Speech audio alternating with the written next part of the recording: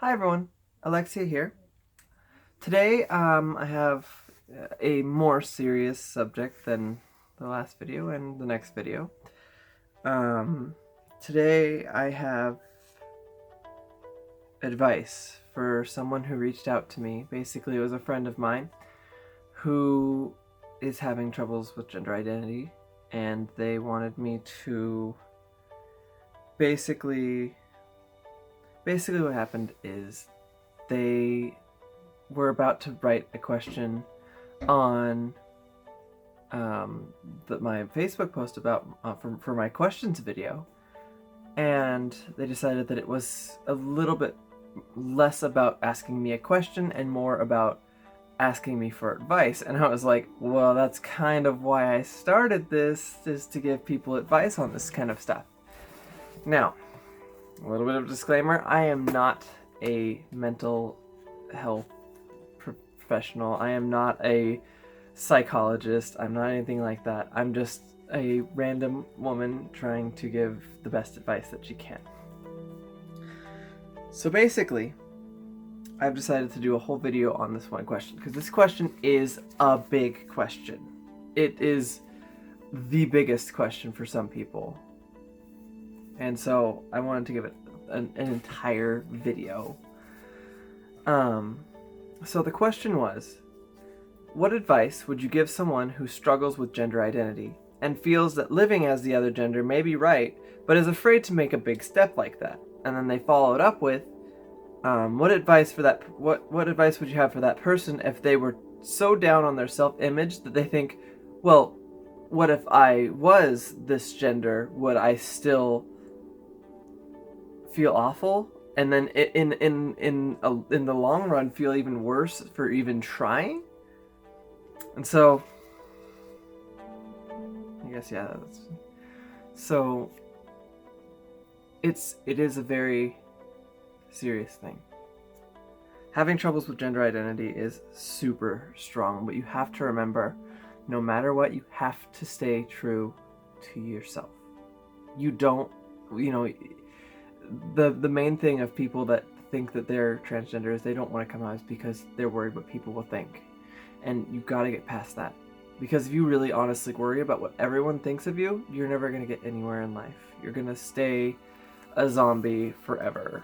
And just, go to work, come home, eat dinner, go to bed, wake up, go to work, etc., etc., etc.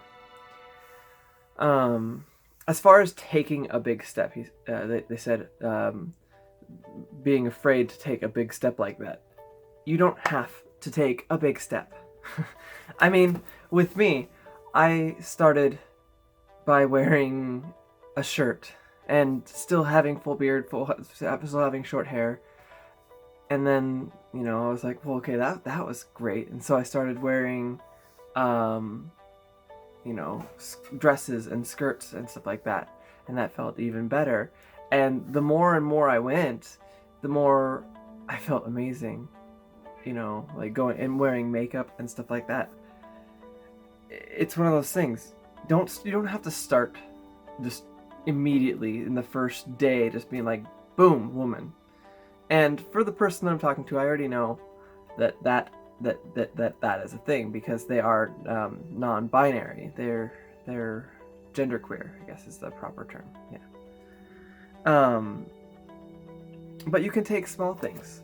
Start by cross-dressing full-time. Just be a cross-dresser full-time. And if people ask to say you're genderqueer, and keep going on with that. Just don't worry about having the HRT. It's the biggest thing. Because hormone replacement therapy is not to be taken lightly. And it's a scary thing, and it will change so much. So just do what I did. Live as a woman without HRT for a whole year. Facial hair, you have to shave every day, it sucks.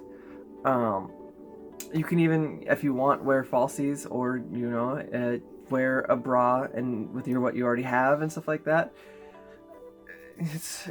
just wait like about a year before you start hormones, because it's a huge leap to just start all of a sudden, unless you do it for a while and you realize, yes, this is it, this is who I am, and in which case start HRT. Because I mean, once again, I'm not the one to gatekeep you, if you will. The best thing about waiting a while is it allows time to realize if this is the right path. Like, say you start doing it and you realize, I don't know if I could live as a woman, because difficulties and stuff like that. Not only that, it gives you a chance to practice dressing up, it gives you a chance to work on doing your own makeup and hair, and best of all, it helps you work on your voice. Now, obviously that didn't help me, because it's hard. The voice is the hardest part for me. The truth is, if you can't handle full-time cross-dressing, with what people say and how people treat you, how are you going to deal with being trans and being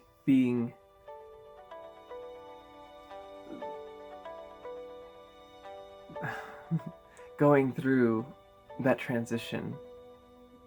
Because I can tell you that cross-dressing is one thing. If you say you're cross-dressing, people are like, okay, that's kind of strange. But when you say you're transgender, people are like, but why?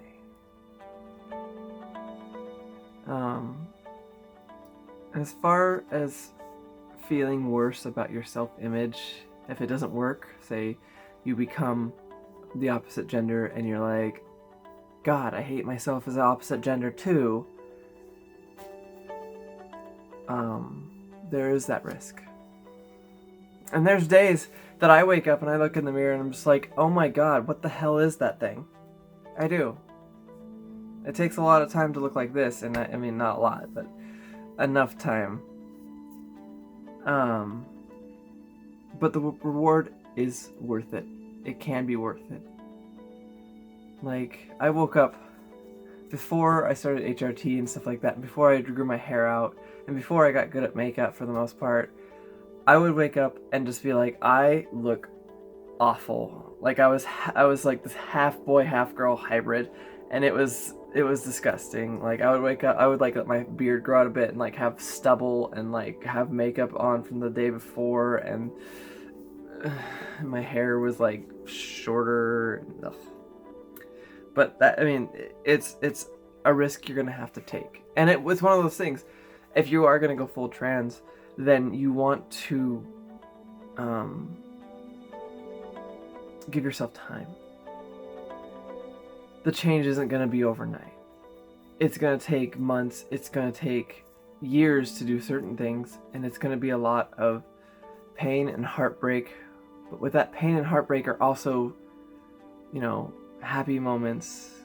You find your true loved ones, the people who actually care for you. You find out who they are, because those are the people that'll be there for you and will be like ready to give you a hug if some bigot calls you a faggot or a tranny or something like that. There are people. You'll find the people that matter.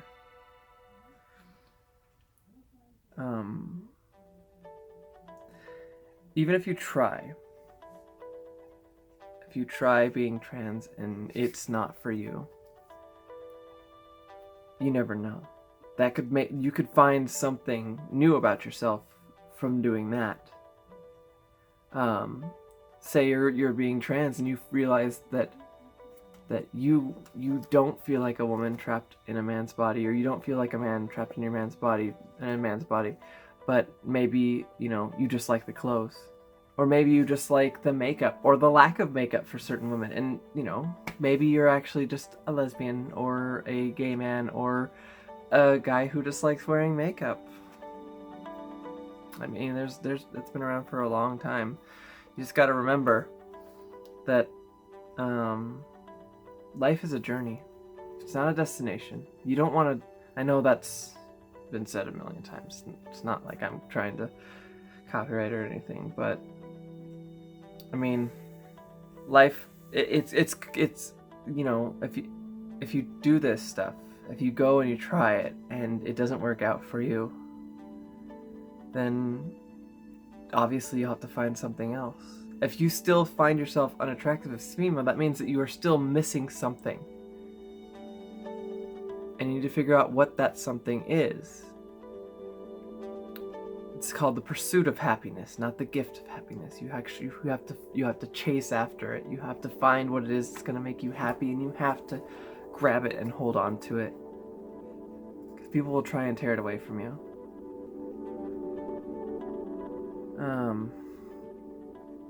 Now I had self-image issues myself before coming out, and I covered that with immense amounts of cockiness. Just like at every turn, anything I could do right, even slightly, I was cocky about. And now that I've become trans, I've come out and I've been me, I've felt better about who I am. And I'm not as scared to admit to my shortcomings, to my problems, to, you know, what I'm insecure about. And that's something that, you know, yeah, you'll have self-image problems. But I think if this is right, it will help you face those self-image problems and be like, wait a minute, this is what was actually wrong, or, you know, I was this way, and this is why I felt that way. So, whew, thank gosh I figured it out. And finally, I mean, I like to quote Kevin Smith a lot, the director. And I really, really like his saying of, do what makes yourself happy, as long as you don't hurt anyone else. As long as nobody else comes to physical harm from what you do, just do what you want to do. Do what makes you happy. Do what makes you smile. Do what makes you wake up in the morning and just be like, oh shit, I'm gonna do an awesome thing, whatever the thing is. Do that, as long as it's not like killing people, obviously. Well, anyways, that was just a quick video. I hope that helped you with your question that you had for me. I hope that helped anybody else out in the community that just needed to have someone to give advice. I know I'm not very good at this, I'm sorry. I ramble and I get off the point and I'm ridiculous. But yeah. Have a good night. Or day. Or afternoon. Or if it's a holiday, have a good holiday. I don't care if it's I mean, I think it's Ramadan right now. So, happy Ramadan. Happy very late Easter for Christians. Happy very late Ostara for pagans. I'm rambling again. Alright, remember, be excellent to each other. Bye!